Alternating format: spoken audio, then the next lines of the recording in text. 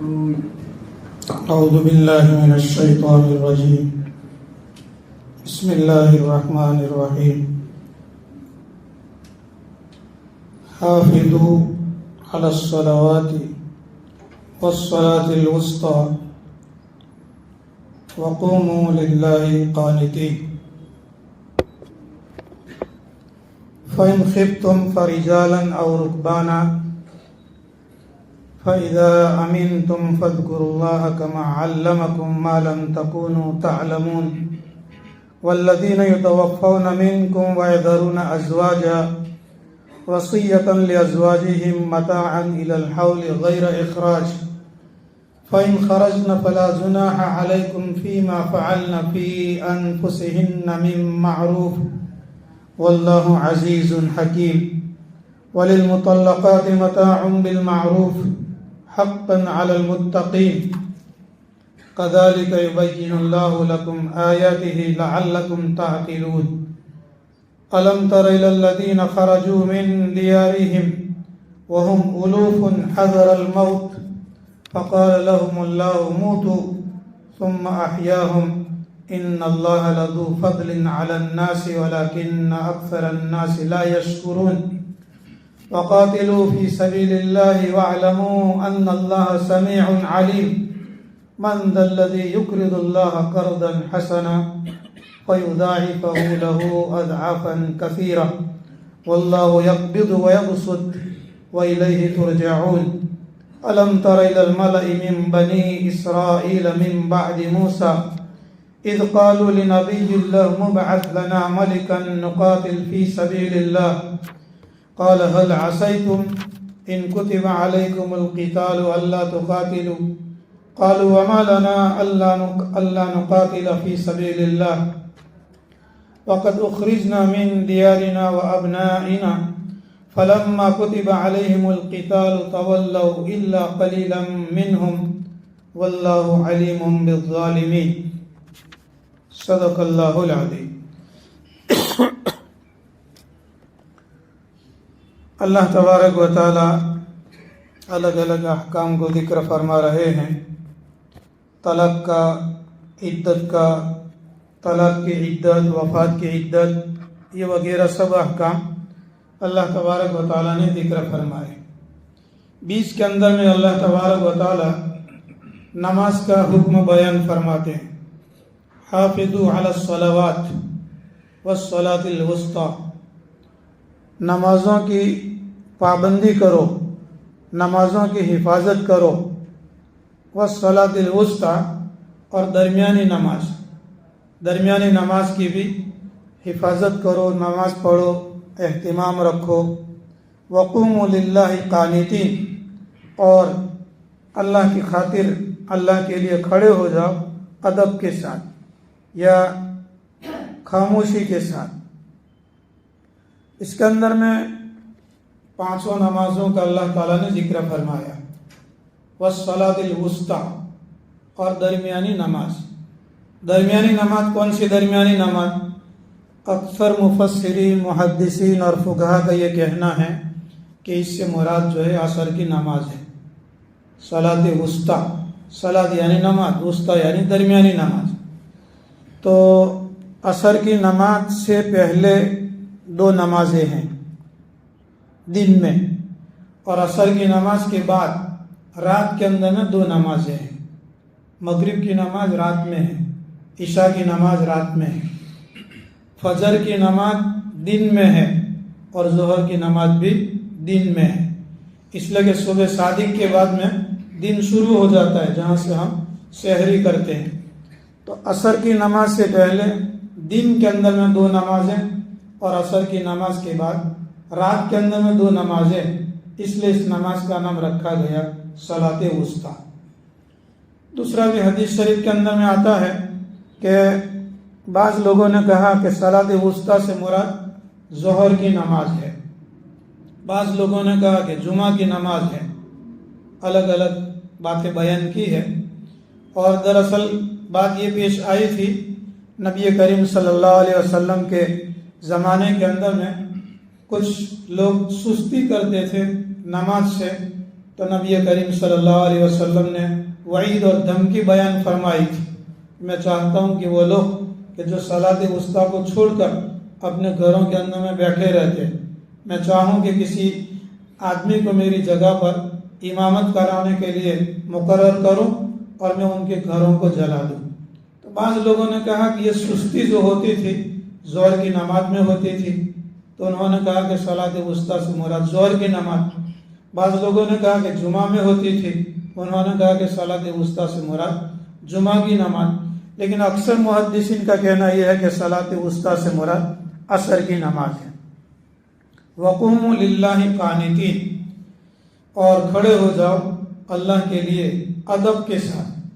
ادب جو ہے قانتین کا ترجمہ مفتی تقی صاحب عثمانی دامت برکاتہم نے، دیگر علماء نے قانتین کا ترجمہ لکھا ہے ادب کے ساتھ. ادب جو ہے ایک دم نیچے کا درجہ ہے. پہلا درجہ جو ہے فرض کا ہے، پھر واجب کا ہے، پھر سنت مؤکدہ ہے، پھر سنت زائدہ ہے، پھر اس کے بعد میں نفل ہے، اور پھر اس کے بعد میں ادب ہے. آدمی ادب کا لحاظ رکھے گا تو ساری چیزوں کا اہتمام وہ کرے گا.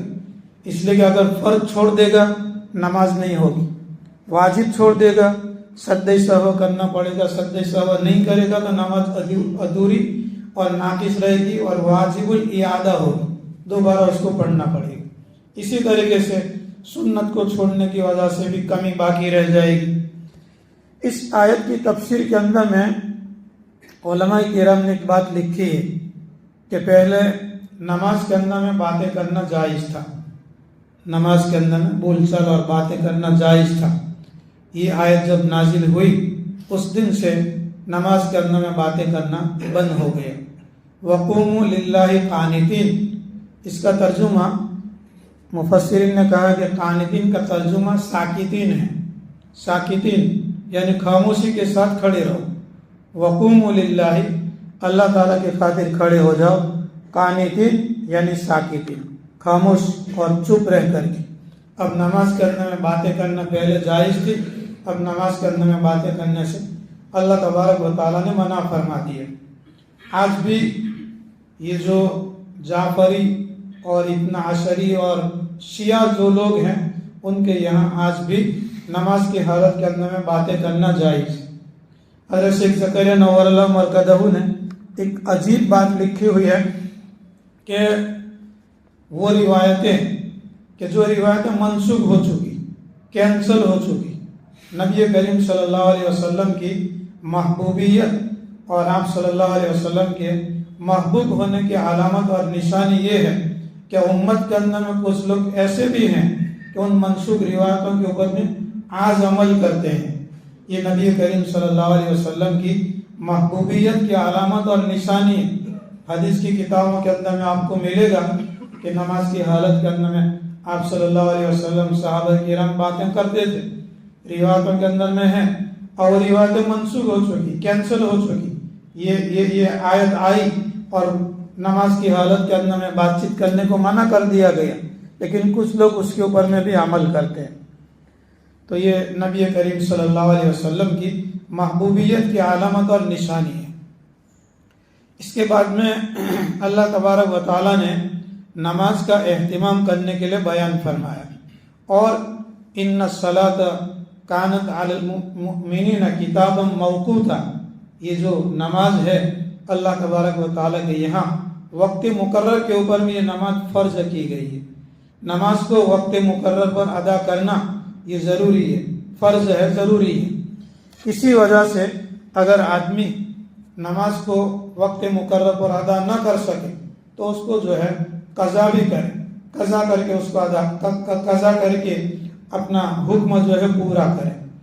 یہاں تک کہ نماز کا وقت آ گیا اور آدمی سفر کی حالت کے اندر میں ہے تو اپنی سواری کو روک لے اور اس حالت کے اندر میں بھی نماز پڑھے، لیکن چلتے چلتے نہیں. سواری کے اوپر میں آدمی سواری کے اوپر میں سفر کر رہا ہے تو سواری پر نہیں بلکہ سواری کو ٹھہرا کر کے نماز پڑھ لے. اس کا تذکرہ ہے فَإِنْ خِفْتُمْ، اگر تم ڈرو، فَرِجَالًا أَوْ رُكْبَانًا، تو چلتے چلتے، یعنی آدمی چلتے چلتے سفر کر رہا ہے تو چلتے چلتے نماز نہیں پڑھے، ٹھہرے اور ٹھہر کر کے نماز پڑھ لے. اور رکبان یا سفر کی حالت کے اندر میں آدمی ہے سوار، تو سواری کے اوپر میں نہیں، سواری کو روکے اور نیچے اتر کر کے نماز پڑھ لے. فَإِذَا أَمِنْتُمْ فَاذْكُرُوا اللَّهَ كَمَا عَلَّمَكُمْ مَا لَمْ تَكُونُوا تَعْلَمُونَ. پھر جب تم بے خوف ہو جاؤ، مامون اور محفوظ ہو جاؤ، تو اللہ تعالیٰ کا ذکر کرو جیسا کہ اللہ تبارک و تعالیٰ نے تم کو سکھلایا. مَا لَمْ تَكُونُوا تَعْلَمُونَ، ایسی باتوں کو کہ جن کو تم جانتے نہیں تھے.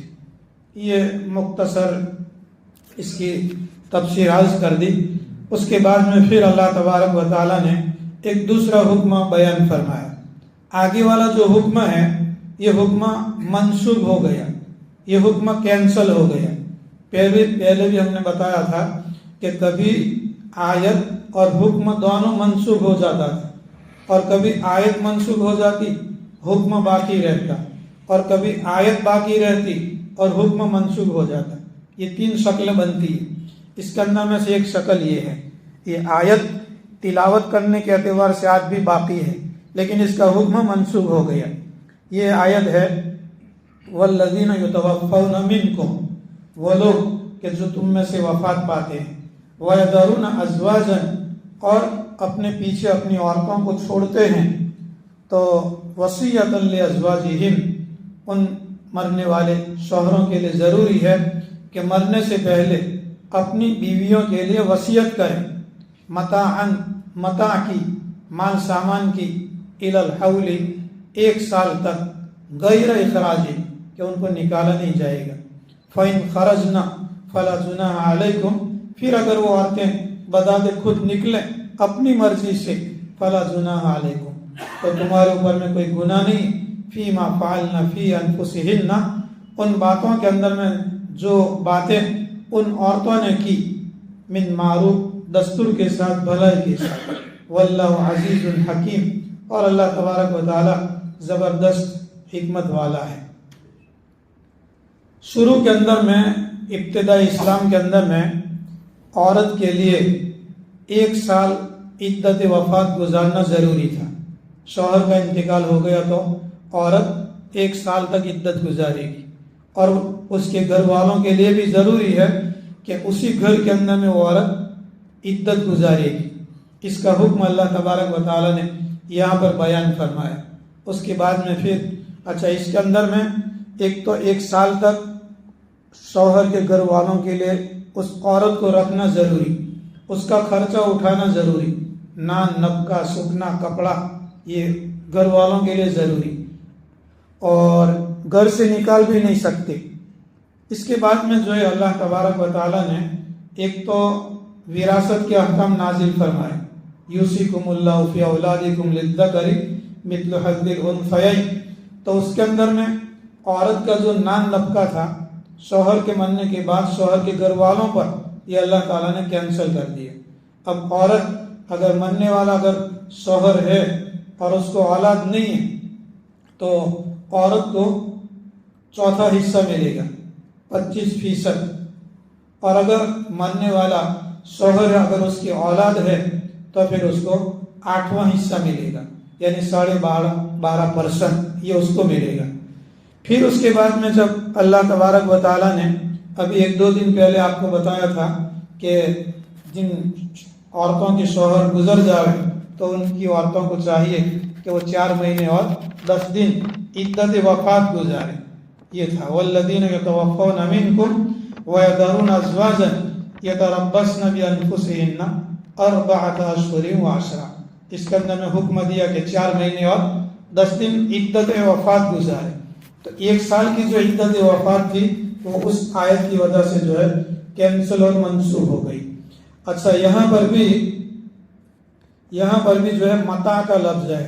متاع وصیۃ لازواجہم متاعا الی الحول غیر اخراج، یعنی اس کی ضرورت کا جو کچھ بھی سامان ہے، کپڑا ہے وغیرہ، وہ اس کو دے دے. آگے پھر اللہ تبارک و تعالیٰ نے طلاق والی عورتوں کے لیے بھی متاع دینے کا حکم دیا ہے. آگے وللمطلقات متاع بالمعروف، اور طلاق دی ہوئی عورتوں کے لیے متاع ہے دستور کے مطابق. کل آپ کے سامنے عرض کیا تھا کہ ایک شکل تو یہ بنتی ہے کہ آدمی نکاح کرے اور نکاح کرنے کے اندر میں مہر متعین نہ کرے، مہر کا ذکر نہ کرے، اور عورت کو طلاق دے دے، ملنے سے پہلے طلاق دے دے، تو اس وقت کے اندر میں اس کے لیے کہا کہ وہ متا دے، اور کل بتلایا تھا کہ 4 کپڑے یعنی کرتا، پاجامہ، دوپٹہ اور ایک ایسی چادر کہ جو سر سے لے کر کے پاؤں تک ڈھکنے والی ہو، یعنی برقعے کا کپڑا، یہ اس کے لیے تھا۔ اور دوسری شکل یہ تھی کہ نکاح ہوا، مہر متعین کیا، عورت سے ملنے سے پہلے یا صحبت سے پہلے اس کو طلاق دے گی، تو اس صورت کے اندر میں اس کے لیے متا دینا ضروری ہے، یعنی آدھا مہر دینا ضروری ہے۔ یہ اس کے لیے یہ حکم تھا۔ اور یہاں پر اللہ تبارک و تعالیٰ نے جو ہے یہ حکم دیا ہوا ہے کہ وَلِلْمُطَلَّقَاتِ مَتَاعٌ بِالْمَعْرُوفِ حَقًّا عَلَى الْمُتَّقِينَ، طلاق شدہ عورتوں کے لیے ایک فائدے اٹھانے کی چیز دینا ہے دستور کے ساتھ، اور یہ حق اور واجب ہے تقوی اختیار کرنے والوں کے لیے۔ كَذَلِكَ يُبَيِّنُ اللَّهُ لَكُمْ آيَاتِهِ، اسی طرح اللہ تبارک و تعالیٰ بیان کرتا ہے، ظاہر کرتا ہے تمہارے لیے اپنی آیتوں کو، لعلکم تعقلون، تاکہ تم سمجھو۔ اس کے بعد میں اللہ تبارک و تعالیٰ نے جہاد کا حکم نازل فرمایا ہے۔ جہاد کا حکم نازل کرنے سے پہلے اللہ تبارک و تعالیٰ نے کچھ لوگوں کا ذکر کیا، یہ یہود ہے یا بنی اسرائیل ہے۔ نبی کریم صلی اللہ علیہ وسلم سے پہلے تقریباً حضرت موسیٰ علیہ السلام کے زمانے کے بعد، اور بعض لوگوں نے لکھا ہے کہ تقریباً 1000 سال پہلے، بعض لوگوں نے لکھا کہ نبی کریم صلی اللہ علیہ وسلم کی بعثت ہوئی اس سے 4000 سال پہلے۔ بلکہ یہاں پر تاریخی روایتیں ہیں، اور قرآن پاک کے اندر میں جو ہے اس قوم کا جو تذکرہ یا ذکر کیا گیا ہے ان کا نام ذکر نہیں کیا گیا ہے۔ پھر ان کے اندر میں ایک نبی کا نام بھی ہے، نبی کا نام اللہ تبارک و تعالیٰ نے قرآن کے اندر میں ذکر نہیں فرمایا، حدیث شریف کے اندر میں بھی نہیں ہے۔ بعض لوگوں نے لکھا ہے کہ یہ حزقیل علیہ السلام کا یہ قصہ ہے، نبی کریم یہ حضرت موسیٰ علیہ السلام اور حضرت ہارون کی وفات کے بعد کا قصہ ہے۔ اللہ تعالیٰ فرماتے ہیں الم تر الی الذین خرجوا من دیارہم، کیا آپ نے نہیں دیکھا، یعنی آپ کو نہیں معلوم ان لوگوں کو، الذین خرجوا من دیارہم، وہ لوگ کہ جو اپنے دیار سے اور اپنے ملک سے نکل پڑے، وہم الوف، اور وہ ہزاروں کی تعداد کے اندر میں تھے، نکل پڑے، حذر الموت، موت کے ڈر سے۔ اب یہ قرآن اور حدیث کے اندر میں کوئی جگہ کا نام متعین طور پر ذکر نہیں کیا گیا ہے، یہ یوں سمجھو کہ یہ فلسطین اور ملک شام وغیرہ کا جو علاقہ ہے اسی علاقے کے اندر میں کسی بستی کی بات ہے۔ کوئی بستی تھی، اس کے اندر میں طاعون پھیل گیا تھا، پلیگ، طاعون پھیل گیا تھا، تو لوگ وہاں سے بھاگے، طاعون سے اپنے آپ کو موت سے بچانے کے لیے بھاگے، اور بستی سے نکل کر باہر 2 پہاڑ کے بیچ کے اندر میں کوئی جگہ تھی، اس 2 پہاڑ کے بیچ کے اندر میں جو ہے وہ رہنے لگے۔ اللہ تبارک و تعالیٰ نے 2 فرشتے بھیجے، اور 2 فرشتوں نے ایسی آواز لگائی کہ اس کی وجہ سے وہ سارے کے سارے مر گئے۔ موت سے بھاگے تھے، طاعون کی بیماری سے موت سے بھاگے تھے، اور وہاں چٹیل میدان کے اندر میں 2 پہاڑوں کے بیچ کے اندر میں فرشتوں کو بھیجا اللہ تبارک و تعالیٰ نے، انہوں نے چیخیں ماری اور وہ مر گئے۔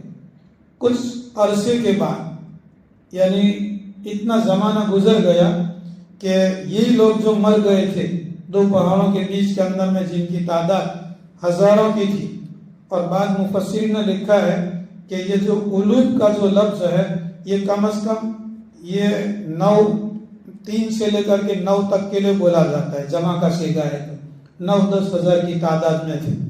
اتنا زمانہ گزر گیا کہ یہ مرے ہوئے لوگ، ان کی ہڈیاں وغیرہ چورا چورا ہو گئی، ریزہ ریزہ ہو گئی۔ اس وقت کے اندر میں کچھ ہڈیاں وغیرہ پڑی ہوئی تھی، اور ایک نبی کا گزر وہاں سے جب ہوا تو ان کو دیکھ کر کے جو ہے کہنے لگے کہ باری تعالیٰ ان کو کیسے زندہ کرے گا۔ تو اللہ تبارک و تعالیٰ نے انہی کو وفات دے دی۔ یہ حضرت عزیر علیہ السلام کا قصہ ہے جو آگے آ رہا ہے۔ تو اللہ تبارک و تعالیٰ فرماتے ہیں کہ موت سے کوئی آدمی بھاگے تو وہ موت ہی اس کو لے جاتی ہے جس جگہ اس کو موت آنی ہوتی ہے۔ حدیث شریف کے اندر میں ہے، ترمذی شریف کی روایت ہے کہ آدمی کی وفات کسی جگہ کے اندر میں مقدر ہوتی ہے کہ فلانی جگہ کے اندر میں اس کی موت آنا ہے، تو اللہ تبارک و تعالیٰ اس جگہ کی طرف اس کے لیے کوئی ضرورت اور حاجت پیدا کر دیتے ہیں۔ وہ ضرورت اور حاجت پوری کرنے کے لیے وہاں پر جاتا ہے اور موت اس کو پکڑ لیتی ہے۔ أَلَمْ تَرَ إِلَى الَّذِينَ خَرَجُوا مِنْ دِيَارِهِمْ وَهُمْ أُلُوفٌ حَذَرَ الْمَوْتِ فَقَالَ لَهُمُ اللَّهُ مُوتُوا، پھر فرمایا اللہ تبارک و تعالیٰ نے ان سے کہ مر جاؤ، یہ مر گئے، یہ اس کا تذکرہ ہے۔ پھر کئی سالوں کے بعد اللہ تبارک و تعالیٰ نے پھر ان کو زندہ کیا، ثم احیاہم، پھر اللہ تبارک و تعالیٰ نے ان کو زندہ کیا۔ ان اللہ لذو فضل، بے شک اللہ تبارک و تعالیٰ بڑا فضل والا ہے، لوگوں کے اوپر میں بڑا فضل کرتا ہے۔ ولیکن اکثر الناس لا یشکرون، لیکن اکثر لوگ جو ہیں اللہ تعالیٰ کا شکر بجا لاتے نہیں۔ تو جہاد کا حکم نازل کرنے سے پہلے اللہ تبارک و تعالیٰ یہ بیان فرماتے ہیں کہ اگر تم یہ سمجھتے ہو کہ جہاد میں اگر جائیں گے تو مر جائیں گے یا مار دیے جائیں گے، اور جہاد کے اندر میں نہیں جائیں گے، اللہ کے راستے کے اندر میں نہیں جائیں گے تو گھر کے اوپر میں موت نہیں آئے گی، یہ تذکرہ کیا اللہ تبارک و تعالیٰ نے کہ موت بہر کے جہاں بھی آنے والی ہوتی ہے، آتی، چاہے آدمی اپنے گھر کے اندر میں ہو یا حضر کے اندر میں ہو یا سفر کے اندر میں ہو۔ وقاتلوا فی سبیل اللہ، اللہ کے راستے کے اندر میں جہاد کرو۔ وَاعْلَمُوا، اور جان لو، ان اللہ سمیع علیم، بے شک اللہ تبارک و تعالیٰ بڑا سننے والا اور بڑا جاننے والا ہے۔ کچھ واعظین اور یہ تقریر واعظ وغیرہ کی جو کتابیں ہوتی ہے اس کے اندر میں کسی شہر کا قصہ لکھا ہے کہ ایک بڑا شہر تھا اور بڑے شہر کے بالکل ایک دم مین بازار سے دور ایک دم گلی کوچی کے اندر میں ایک ٹیلر رہتا ہے۔ تو کوئی کپڑا سلانے والا وہاں بھولا بھٹکا وہاں تک پہنچ گئے، مین بازار کو چھوڑ کر کے وہاں تک پہنچ گئے۔ پھر اس کے بعد میں کپڑا سلایا، کپڑا سیا، بہت بہترین سیا، بہت بہترین کپڑا سیا تو وہ تعریف کرنے لگا ٹیلر کی، کہا کہ اتنا بہترین ٹیلر ہے تو یہاں گلی کوچی کے اندر میں کیوں رہتا ہے، مین بازار کے اندر میں دکان کھولو، وہاں پر گاہک بھی زیادہ آئیں گے۔ تو ٹیلر نے کہا کہ مجھے موت کا ڈر لگتا ہے اس لیے میں یہاں ہوں۔ ٹیلر نے کہا کہ مجھے موت کا ڈر لگتا ہے اس لیے میں یہاں ہوں۔ تو وہ کپڑے سلانے والے نے کہا کہ موت اگر وہاں آتی ہے تو یہاں بھی آئے گی، یہاں بھی آئے گی، وہاں بھی آئے گی۔ تو ٹیلر نے کہا کہ تجھ کو یہاں تک بھیجنے والا کون ہے، پوری مارکیٹ اور مین بازار چھوڑ کر کے تجھ کو یہاں بھیجا، کس نے بھیجا؟ میری روزی تھی، تیری روزی کے اندر میں، تو اللہ تبارک و تعالیٰ نے تجھے یہاں پر بھیج دیا۔ تو روزی جو ہے وہ وہاں بھی ملے گی، یہاں بھی ملے گی۔ بہت کہ وقاتلوا فی سبیل اللہ وَاعْلَمُوا أَنَّ اللَّهَ سَمِيعٌ عَلِيمٌ۔ جہاد اور اس کا خرچہ جو ہے یہ اسلامی حکومت کے ذمے ہے یا مسلمانوں کے ذمے ہے۔ اگر مسلمانوں کے پاس میں نہیں ہے تو اللہ تبارک و تعالیٰ فرماتے ہیں کہ لوگ جو ہے قرض دیں، جہاد کے لیے، اللہ کے راستے میں جانے کے لیے، اس کے لیے جو مال سامان وغیرہ کی ضرورت پڑے اس کے لیے جو ہے قرض دیں۔ اور یہ قرض دینا اللہ کو قرض دینا ہے، یعنی جس طریقے سے کہ آدمی دوسرے آدمی کو قرض دیتا ہے تو جو مقروض ہوتا ہے اس کے لیے قرض کی ادائیگی ضروری ہوتی ہے۔ اللہ تعالیٰ فرماتے ہیں کہ اگر میرے راستے کے اندر میں جان اور مال کو خرچ کرو گے اور لگاؤ گے تو اگر تم نے اپنی جان کو اور اپنے مال کو اس کو قرض دیا ہوا ہے اور میں اس کا اجر اور ثواب جو ہے آخرت کے اندر میں واپس کروں گا۔ اس کا تذکرہ ہے، من ذا الذی یقرض اللہ، کون ہے جو اللہ تعالیٰ کو قرض دے؟ اب اللہ کو قرض کی تو ضرورت ہے نہیں، قرضاً حسنا، بہترین قرض، یعنی اللہ کے راستے کے اندر میں خرچ کرنا۔ فَيُضَاعِفَهُ لَهُ، پھر اللہ تبارک و تعالیٰ اس کو دگنا کر دیتا ہے، اضعافاً کثیرۃ، بہت ہی زیادہ دگنا کرنا۔ ترمذی شریف کے اندر میں ایک روایت ہے کہ نبی کریم صلی اللہ علیہ وسلم نے فرمایا کہ آدمی اللہ کے راستے کے اندر میں ایک کھجور خرچ کرتا ہے، ایک کھجور کا دانہ خرچ کرتا ہے تو اللہ تبارک و تعالیٰ اس کو بڑھاتے ہیں یہاں تک کہ وہ احد پہاڑ کے برابر ہو جاتا ہے۔ تقریباً 3 کلومیٹر کی لمبائی اور دوری کے اوپر میں ہے احد پہاڑ، اتنا بڑا اللہ تبارک و تعالیٰ جو اس کو بڑھاتے ہیں۔ واللہ یقبض ویبسط، اللہ تبارک و تعالیٰ چاہے تو تنگ کر دے اور اللہ تعالیٰ چاہے تو کھول دے۔ اللہ تعالیٰ نے چاہا تو کسی کو مال زیادہ دیے، اللہ تعالیٰ نے چاہا تو کسی کو مال زیادہ نہیں دیے، کسی کو دیتا ہے اور کسی کو نہیں دیتا۔ وَإِلَيْهِ تُرْجَعُونَ، اور اسی کی طرف تم سب کو واپس لوٹ کر کے جانا ہے۔ یہ جہاد کے احکام جو ہے اللہ تبارک و تعالیٰ بیان فرماتے ہیں، اور اس کی طرف رغبت دلانے کے لیے، شوق دلانے کے لیے اللہ تبارک و تعالیٰ نے ایک قصہ بیان کیا ہے۔ أَلَمْ تَرَ إِلَى الْمَلَإِ مِنْ بَنِي إِسْرَائِيلَ مِنْ بَعْدِ مُوسَىٰ، کیا آپ کو نہیں معلوم، اس جماعت کو آپ نے نہیں دیکھا بنی اسرائیل کی موسیٰ علیہ السلام کے بعد، موسیٰ علیہ السلام کی وفات کے بعد، بعض مفسرین نے لکھا ہے تقریباً 400 سال کے بعد، 400 سال کے بعد، حضرت موسیٰ علیہ السلام کی وفات کے 400 سال کے بعد، اذ قالوا لنبی لہم ابعث لنا ملکا، جب لوگوں نے کہا، بنی اسرائیل نے، یہود نے کہا اپنے نبی سے کہا، لہم ابعث لنا ملکا، ہمارے لیے ایک بادشاہ بھیجو، نقاتل فی سبیل اللہ، اللہ کے راستے کے اندر ہم لڑیں گے۔ دراصل ان کا جو وطن تھا فلسطین، یہود کا اور بنی اسرائیل کا، اس کے اوپر میں جو قوم عمالقہ نے قبضہ کر لیا تھا، وہاں سے آزاد کرانے کے لیے اللہ تبارک و تعالیٰ نے حضرت موسیٰ علیہ السلام کو حکم دیا تھا۔ اور ایک زمانہ ایسا ہوا کہ جب فرعون مر گیا اور اس کا لشکر یہ وغیرہ سب ختم ہو گئے، تو اللہ تبارک و تعالیٰ نے حکم دیا موسیٰ علیہ السلام کو کہ اپنا لشکر لے کر کے نکلے۔ موسیٰ علیہ السلام نے جب حکم دیا بنی اسرائیل کو، تو بنی اسرائیل نے کہا اذهب انت وربك فقاتلا انها هنا قاعدون، تو جاوے اور تیرا رب جاوے اور وہاں جا کر کے لڑے، ہم یہاں پر بیٹھے بیٹھے تماشا دیکھتے ہیں۔ تو یہ پہلے زمانے کی بات تھی۔ پھر قوم عمالقہ کے قبضے کے اندر میں آیا اور ان کے قبضے سے چھڑانا تھا، تو ان کے زمانے کے اندر میں جو نبی تھے، بعض لوگوں نے کہا کہ اس نبی کا نام ہزقیل تھا، ہزقیل علیہ السلام، قرآن کے اندر میں، حدیث کے اندر میں نام نہیں ہے، یہ تاریخی بات ہے۔ اذ قالوا لنبی لہم، جب لوگوں نے اپنے نبی سے کہا ابعث لنا ملکا، ایک بادشاہ متعین کرو، نقاتل فی سبیل اللہ، ہم اللہ کے راستے کے اندر میں لڑیں گے۔ قال، نبی نے کہا کہ ایسا بھی ہو سکتا ہے کہ اگر کسی آدمی کو بادشاہ بنا کر جہاد کا حکم دے دیا جائے اور پھر تم لڑنے کے لیے نہ جاؤ تو؟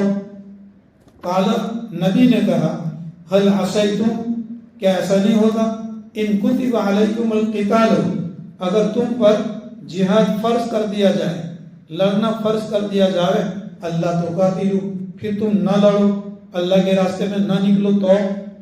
قالوا، وہ کہنے لگے وما لنا اللہ نقاتل فی سبیل اللہ، اگر اللہ کا حکم جہاد کا آ جائے، اللہ کے راستے میں نکلنے کا حکم ہو جائے، پھر ہم کو کیا ہو گیا کہ ہم اللہ کے راستے میں نہ نکلیں؟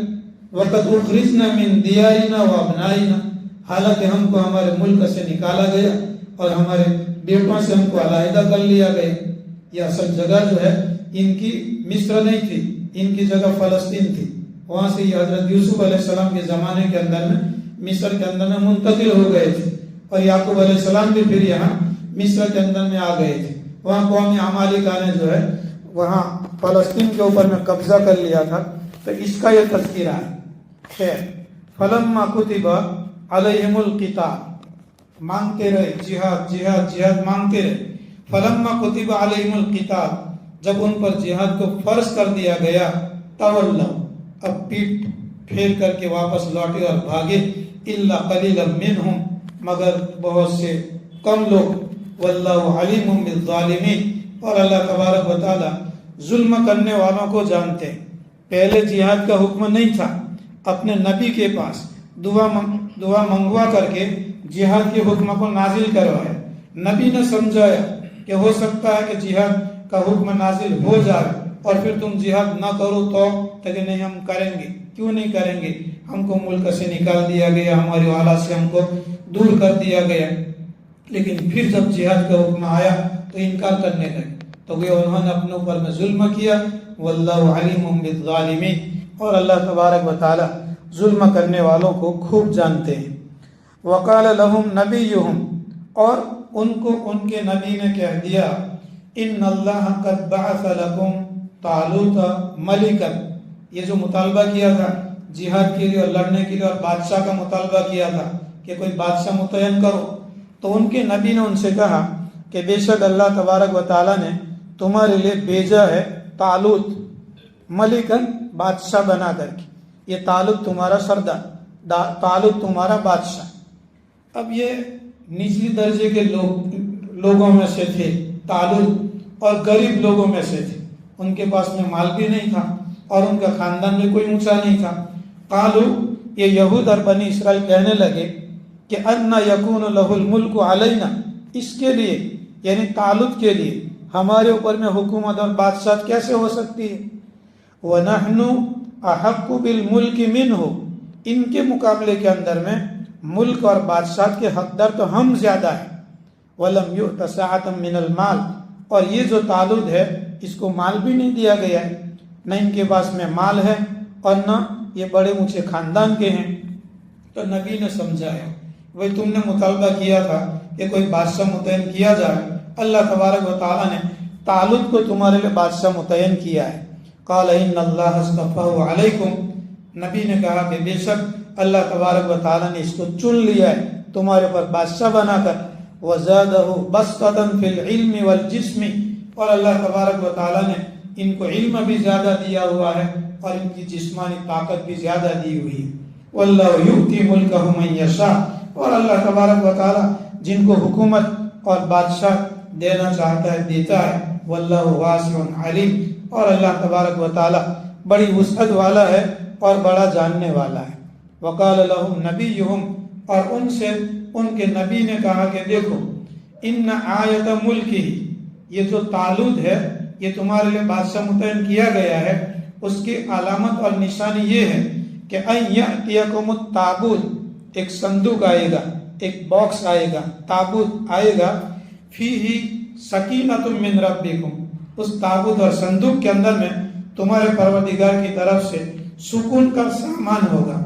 व बक़ियतुम मिम्मा तरका आलू मूसा व आलू हारून, और मूसा अलैहिस्सलाम की औलाद ने और हारून अलैहिस्सलाम की औलाद ने जो चीज़ें छोड़ी थी, मूसा अलैहिस्सलाम की चीज़ें, हारून अलैहिस्सलाम की चीज़ें, वो उस ताबूत के अंदर में होगी। और वो ताबूत आएगा तो तहमिलुहुल मलाइका, फरिश्ते उनको उठा करके आएंगे। इन्न फी ज़ालिका लआयतन लकुम, बेशक उसके अंदर में अलबत्ता तुम्हारे लिए एक आयत और निशानी है। इन कुंतुम मोमिनीन, अगर तुम अल्लाह पर ईमान रखते हो। सुभान अल्लाह।